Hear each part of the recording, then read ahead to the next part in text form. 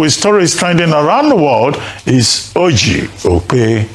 Good morning. Good morning, Dr. Abati. How are you this morning? Good morning. Good morning. Aide, the woman in the center. You are the one calming tension. You've come to break the, so it's not even. Yes, it is. Two gentlemen, two right. ladies. Fantastic. Rufy on fire. Kilo Shele. How's it going, Angie? Good. All right, fantastic. Well, all right.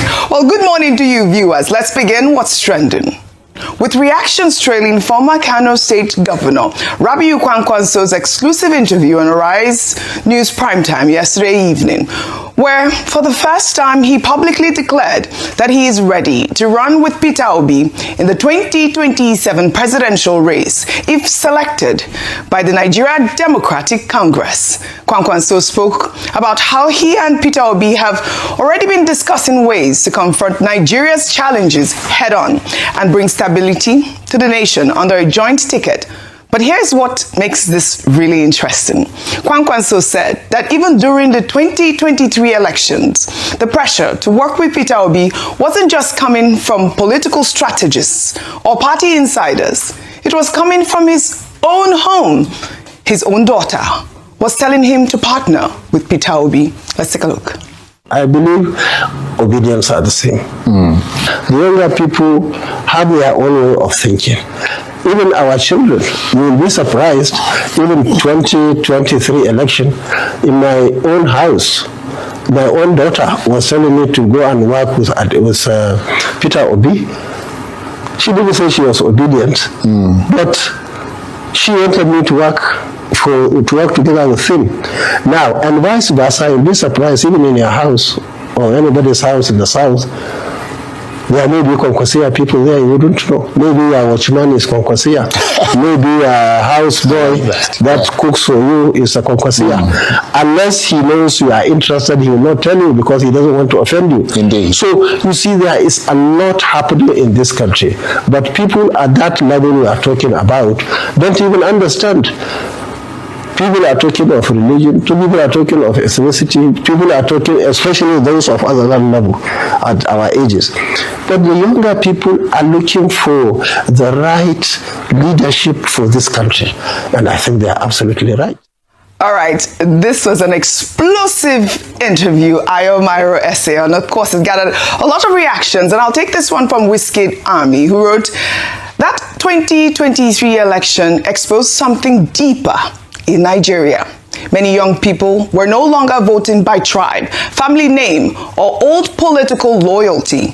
For the first time, children were politically arguing with their parents because hunger and frustration became stronger than inherited loyalty. And you know, he struck a note there, Rabiu Kwankwaso Ayo, and you're talking about the fact that, you know, there are so many silent obedience and silent Kwankwasias. And, you know, I actually particularly liked that tweet, saying that we're now really moving from the old way of politics to now really voting for the candidates of our choice. I hope, well, yes, earlier on I said that Nigeria's politics hadn't matured to that level. Yes. However, the future and the fate of politics, developed to that level lies in the hands of the young population of Nigeria, who incidentally make up the largest population in terms of our numbers. But what did he say? Maybe, you know, the first thing I was going to say was he should have listened to his daughter in the 2023 elections. Perhaps he would have had a better outing because there was that conversation. Yes, around but you remember what he said at the time at Chatham House. Yes. He even called Peter Obi, what did he say? I don't want to say he's a spare parts dealer or something. Yeah, he made very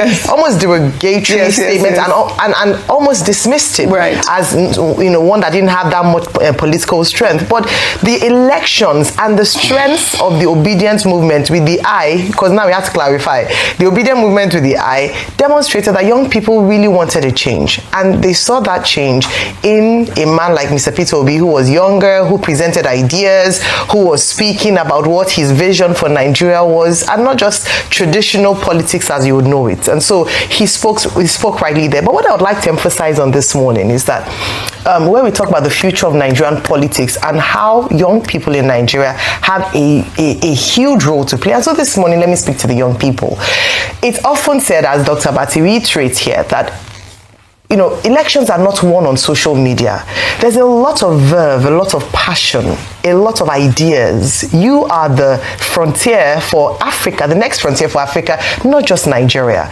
When it comes to political decisions, young people in Nigeria have to believe that they hold the power. They have the numbers, they have the ideas, and they have what it takes to move away from what we've known as traditional politics, which to a very large extent has failed in terms of developing Nigeria. And so what we're asking for, whoever you want to vote for, whichever candidate you want to vote for, listen to their ideas. You have education as an advantage. Listen, probe them on their ideas, not just on movement and sentiment and what is popular, but do your homework yourself. It's time for young people in Nigeria to wake up and take up active citizenship.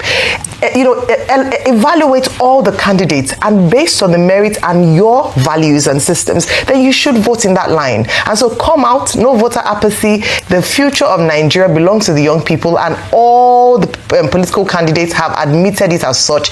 We reiterated last night by saying, Rabiu. So please come out, vote. Do not just talk about cruise and just about popular reality TV shows. The young people in Nigeria are smarter. They have the opportunity to actually drive Nigeria to the future. So that's what I'm asking, and that would come from political engagement, real engagement, not just cruise, not just selling your votes, not just coming to the highest bidder, but actually thinking of who will make your future as a Nigerian better, and that is across all board. I for president. Really, you spoke very well. Yes, I agree with you completely. Well, in another development, reactions have trailed the statement attributed to former Vice President Atiku Abubakar, where he called out the Nigeria Democratic Congress and other opposition parties against the urge to zone their 2027 presidential candidate to the south, saying that the move could backfire and make it easier for President Bola Ahmed Tinubu to get re-elected. The comments came from Atiku's media aide, Olusola Sanni, who stated that politics should be guided by strategy instead of sentiment, adding that no incumbent president has ever been unseated by an opposition challenger from the same political bloc. And of course, you know that this also gathered a lot of reactions, Dr. Abati. I mean, there's the conversation about, the zonal presidency, but, to dismiss zoning is to ignore the very foundation of Nigeria's social contract, the quota system, and federal character. The argument from the Atiku camp fails to account for our history. Since independence, for decades, the North has utilized these systems to ensure representation. Why should the presidency be any different? Zoning is simply Nigeria's version of affirmative action. Just as it functions in global democracies, it exists to protect the interests of all regions and prevent the dominance of one over the others. And I would like to just highlight the presidents in the past since 1960. Now let's take a look at some of Nigeria's former heads of state and where they came from, starting from Nigeria's first and only Prime Minister, Tafawa Balewa, who came from the north. He governed from 1960 to 1966. Then we had Agui Ironsi from the south, who governed in 1966 as well. Well, Yakubu Gowon governed from 1966 to 1975. And then we also had Murtala Mohammed, who's also from the north. He governed from 1975 to 1976. Then we had Olusegun Obasanjo, who was from the south. He governed from 1975 to 1979.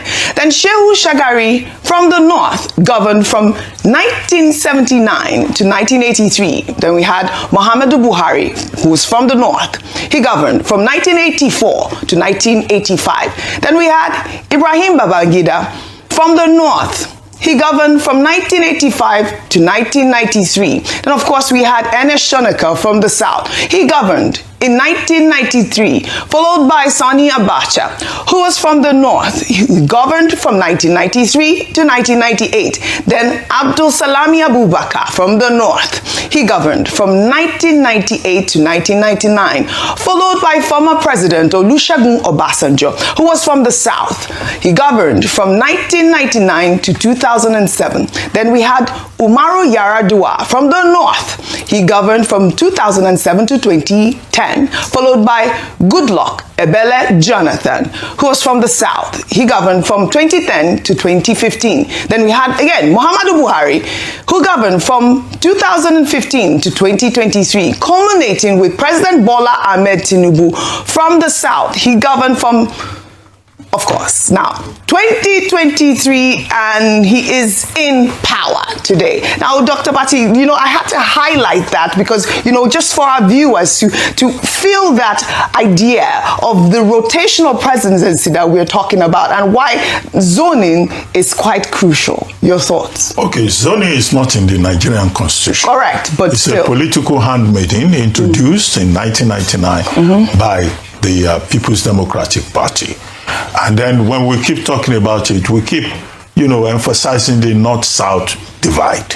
What is in the Constitution is inclusivity, is fairness, equity.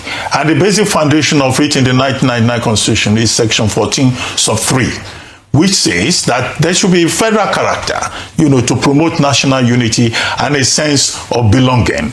That is repeated later in that same document through the creation of the Federal Character Commission, Section 153 of that Constitution. And then also Section 318 of that same 1999 Constitution talks about unity, inclusion. Federal appointments in Section 137, which says that the President of Nigeria shall pick appointments from every part of the country. Now, this quota system, what it has done is that, as we have argued, promoted mediocrity. So many people who got promoted to important positions just before they are from states. Take JAMB. Somebody will score a very small mark, but they will say because he's from this part of the country and because of Section 14 sub 3, a student from Imo State who will almost have scored almost 400 will be denied admission. You're absolutely right. Now, our argument is that there should be a sunset clause on this federal character principle.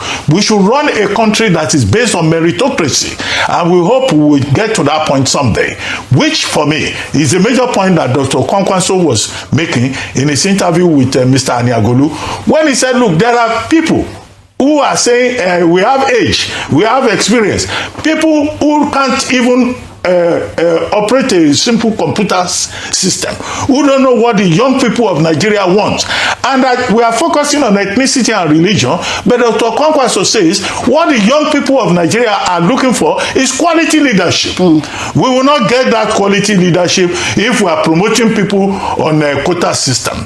And then, of course, Waziri Adamawa comes and says that since 1999, he took his own benchmark, not from independence, but from 1999, the return to democracy. Because before 1999, which Nigerians call the second liberation, by seeing to the end of military rule in Nigeria, then civilian rule. And now he says the South has spent 18 years. The North has only done 10 years. And I said, no, that's a facetious argument. Whoever wrote that statement for him is dumb, unintelligent. All right. To the extent, to which extent, therefore, that this Jonathan 2011 incident that they quoted, that was an accident.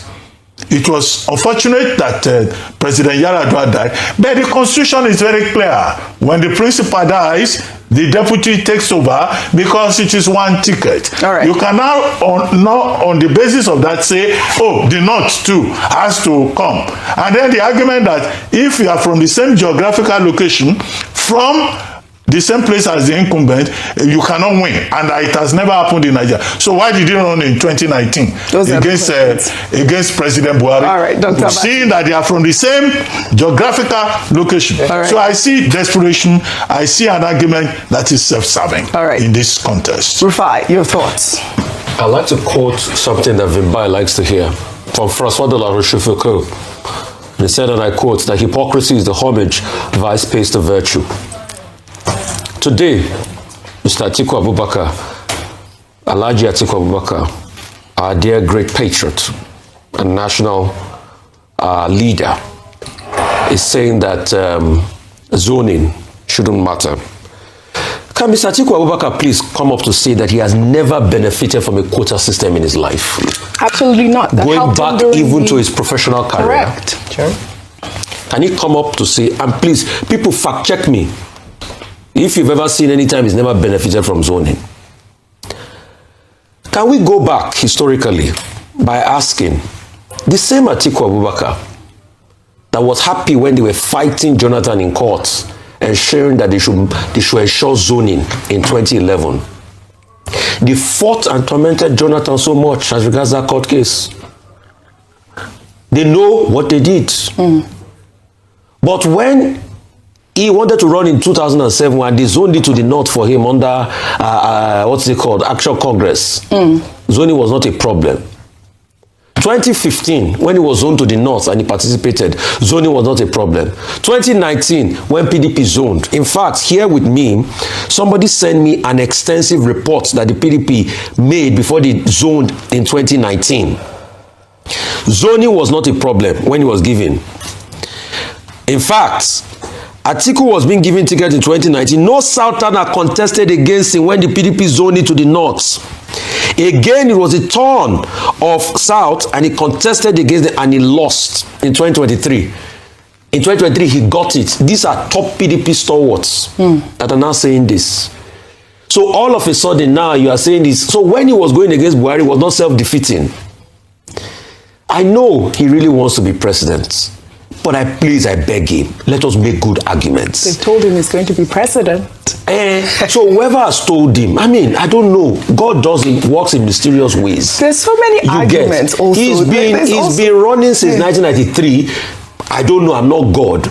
But please, we should not act like Nigerians are dumb. And please, I'm happy you went back historically. I had to. If they go back to 1999, let's go back to 1960. Yes, this is if they say, oh, the North has had more time, let's go back to 1960. The North has done about 45 to 47 years. Right. We have done about 18 to 20 years. Yeah. If they make that, and please, I want to beg, this should be the last time you should make that argument that between 1999 to now, that the North has had more time and the South has had more time in power. If they make that argument again, which we are asking for the 20 years so that we can balance up. So the South too should. We can't make these arguments and make Nigeria develop. I even feel ashamed of myself. Look at what we are talking about in 2027. All right, I think that people are talking about AI. Right. People are talking about, look at Rotus come here, TSMC, right. 40 billion valuation, $70 billion, chip making companies. They are making things, they are impacting their nation. Their citizens are going to the moon and everything. We are talking about, and when they enter, it's not that they're going to do anything better for the country. They will still impoverish the people, and in 2030, we'll still be talking about no water, no lights. Yes, I mean, shame on all of us, even myself, shame. All right. I think we've discussed this topic at length. You know, we're still talking about politics. Yesterday, we were talking about people that have picked their forms and all of that. Ayo. Meanwhile, Kogi Central Senator Natasha Akpoti officially submitted her People's Democratic Party senatorial nomination forms in Abuja on Monday. The event, which took place at the party's national secretariat in Wadata Plaza, was attended by supporters and political stakeholders ahead of her 2027 re-election bid. But it is not the form submission that has everyone talking. It's a Facebook post she made last week, just days before Monday's event, where she thanked her husband for allowing her to run.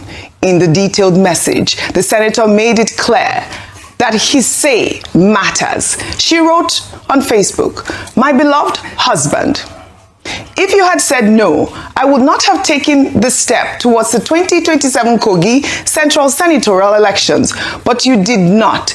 Instead, you looked into my heart, understood the depth of my purpose, and chose to stand firmly beside me by purchasing my 2027 senatorial nomination form. You did far more than support a political ambition. You affirmed a shared vision." Well, now, some people saw that, you know, that tweet or post a tribute to, you know, a supportive spouse. But others saw, you know, something else entirely. A woman senator suggesting she needs her husband's permission to do her job, and the backlash was fierce, Ayo. In a swift and scathing rebuttal, US-based entrepreneur Roberta Edu announced she's withdrawing her support for the senator in a post that has since garnered thousands of comments online. Roberta wrote on Facebook, "This is where Natasha and I draw the line. You are a woman senator representing a people, and you are telling me that if your husband hadn't told you to run again, you would not have. That means you do not have the vision your husband does. You do not have the willingness to serve. It is your husband ordering you to.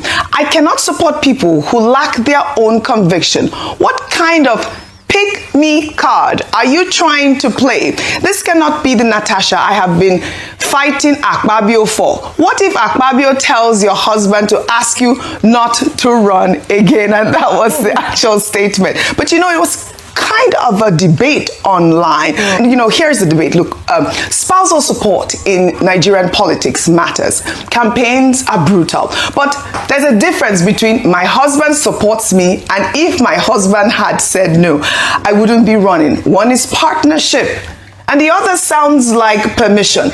And you know, this Roberta woman, you know, says that Natasha sounds like a pick-me card. But I mean, I want you to help us draw the balance here about spousal support, obviously, because you are married, and what she posted, that's Natasha, on Facebook.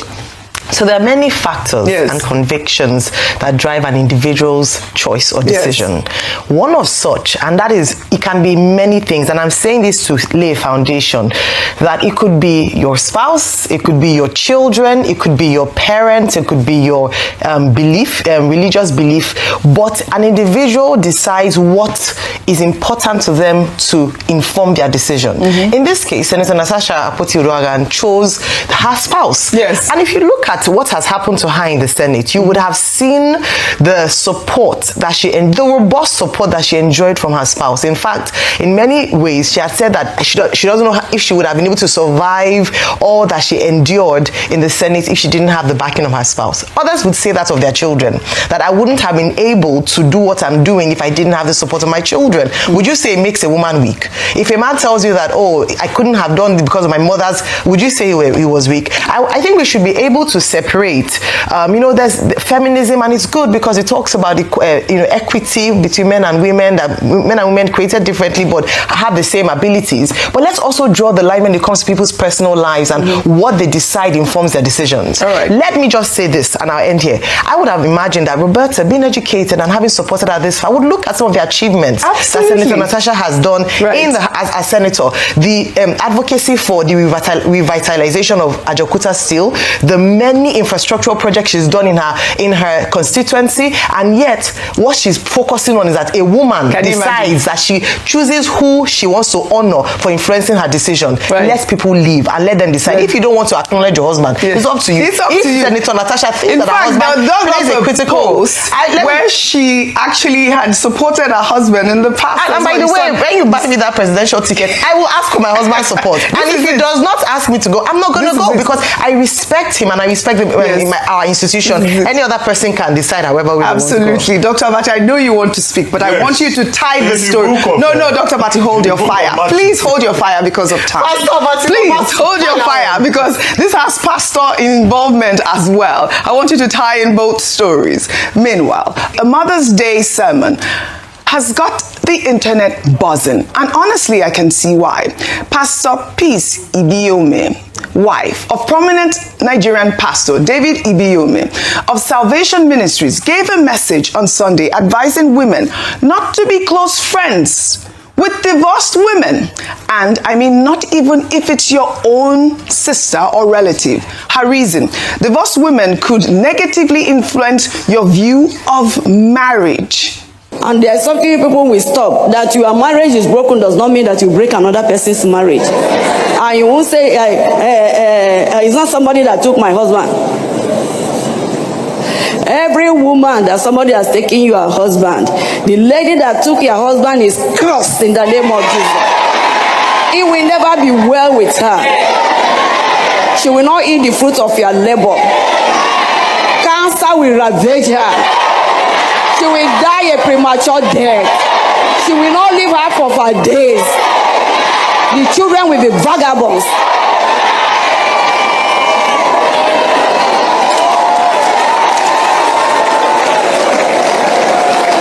The company you keep will either push you up or pull you down. Please be careful of the company you keep if you desire to make generational impact. I mean, Dr. Abati, this pastor has received severe backlash. Users on social media are pointing out one very obvious problem with this advice. It completely ignores abusive marriages. And the name that keeps coming up in comments is Osinachi Nwachukwu, the late gospel singer who allegedly stayed in an abusive marriage partly because of religious pressure to keep her marriage intact at all costs. She died in 2022, and her husband is currently facing trial for culpable homicide. I mean, this is such a, sensitive topic, Dr. But I'd like for you to tie in both stories. So when people hear a pastor telling women to distance themselves from divorced friends because those friends might negatively influence their view of marriage, they're asking, what about women who left because their lives were in danger? What about women who divorced because staying meant risking death? Your thoughts? Okay, quickly. First on Natasha Akpoti. I would like to salute her courage. At a time that most people have been jumping from one boat to the other, she has stayed firm.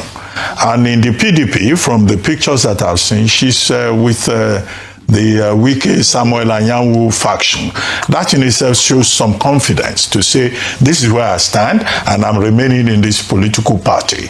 Now, as for our reference to our husband, now there's something called the doctrine of spousal unity.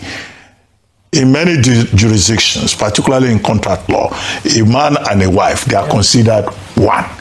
Although in some other jurisdictions, that doctrine of spousal unity has been reduced to say, a woman and a man, they are equal partners. But in most jurisdictions, the doctrine of spousal unity is observed. That's why, as a woman, you cannot come and testify against your husband because you are considered one. And the feminists are the ones saying, we are equal partners, we are this and that. The irony here is that most of those feminists that go outside and mislead their friends, they are the ones that worship their husbands most. Women themselves have said it. That, don't listen to this woman. I saw her worshiping her husband, kneeling down to serve him food. But when she's outside, she will say, we are equal, we are equal. So women beware how you listen to those who call themselves feminists, womanists, whatever they call themselves. And then the idea of doctrine of spousal unity is also supported by the Bible. Mark chapter 10, verse 9. Matthew, book of Matthew, which I mentioned earlier, chapter 19, verse 6. The statement there is that what God has put together, let no man put asunder. What Senator Akpoti has shown is that she's a very good Christian who believes in this doctrine of spousal unity. And it is her choice. And nobody should put a house asunder by talking about you are listening to your husband. She should not listen. Most of those women, they listen to their husbands. Okay. To the other woman. Speak about this very important story. Pastor, yes. Pastor Ibeyeme. I'm shocked because Pastor David Ibeyeme, the husband, is a highly respected man. And when you listen to him, he inspires you. But to now see his wife raining curses in the church, that's unbelievable. Because when you go to the book of Peter, first book of Peter, chapter 2, that is where we're told in the book of Peter, where our Lord Jesus Christ was said to have rebuked somebody, that do not judge. Don't judge. Let God be the judge. And now a pastor has constituted herself into a judge of other people's circumstances and raining curses. Please, where in the Bible she's standing on the altar of Jesus and raining curses? preaching a gospel of disease and destruction.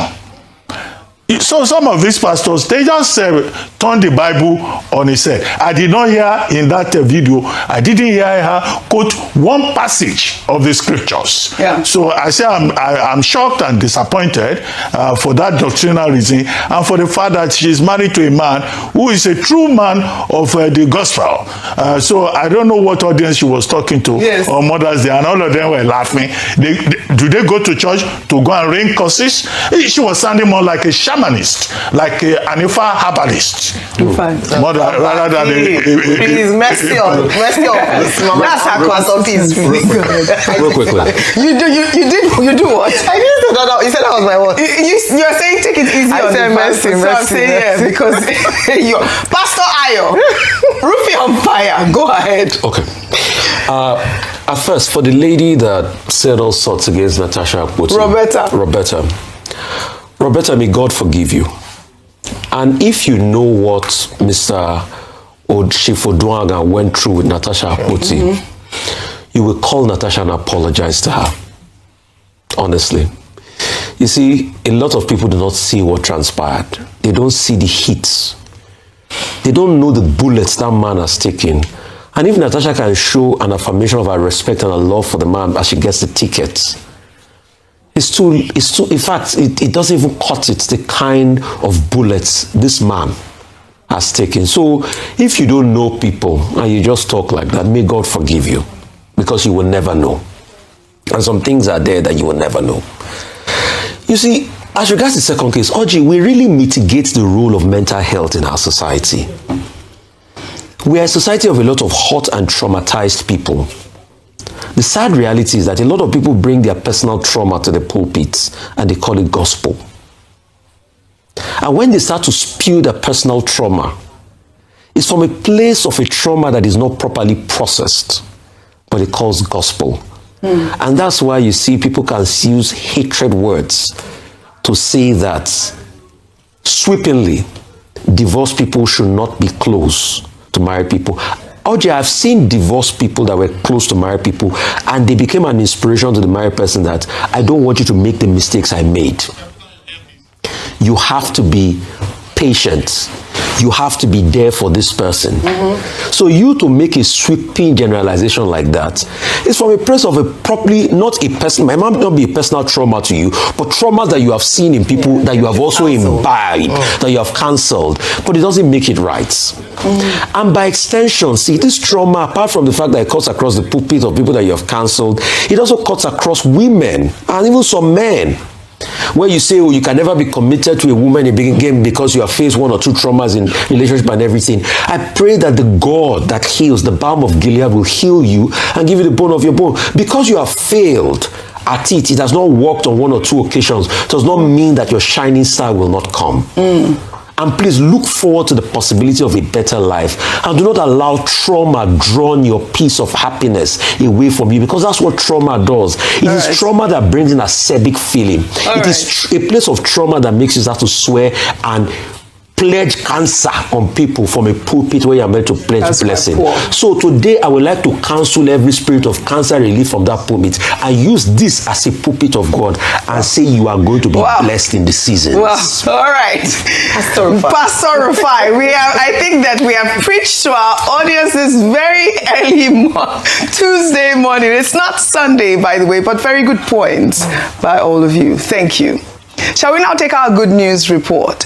And it's a massive win for African music on the global stage. FIFA has officially confirmed that Nigerian superstar Rema and South Africa's Tyler are set to headline the 2026 FIFA World Cup opening ceremony in Los Angeles on June 12th.